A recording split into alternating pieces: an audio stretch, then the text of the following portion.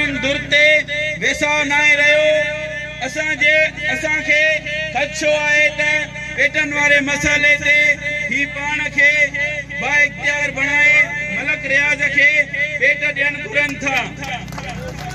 जेको ख़ुदो कम ही 2013 में करे चुका आहिनि जंहिं ते समुंड जी सॼी साहिली पटी जी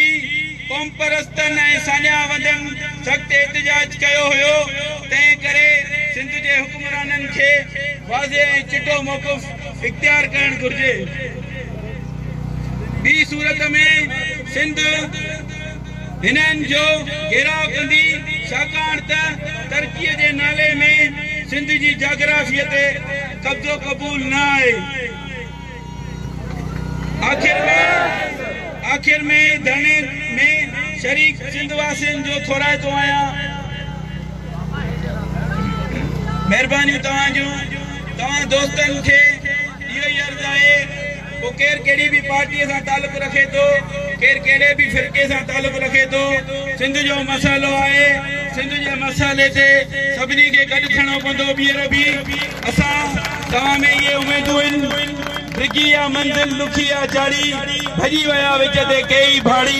असां सां दो दिले हलंदो मथे खणो हथ केरु हलंदो मथे खणो हथ केरु हलंदो। महिरबानी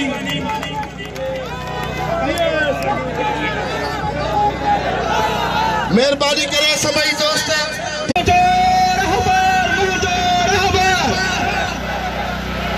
अञा ज़ोर सां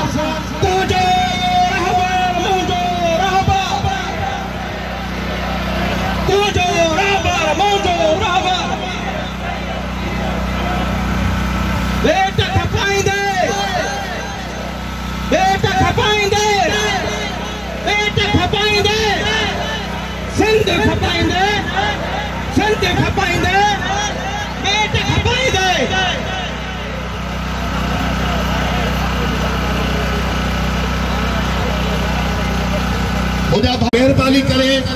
जेके क़यादत जे आॾो वेठा आहिनि उहे परते थियनि।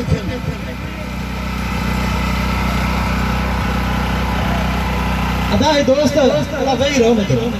वेही ही रोड जी कंदी वारा वेही रहो पोयां दोस्त ॾिसनि वेही रहो ये विच वारा दोस्त वेही रहो धरणो आहे साईं धरणे में वेही रहिबो आहे वेही रहो सभई जेतिरो डिसिप्लिन सां वेंदा ओतिरो वधीक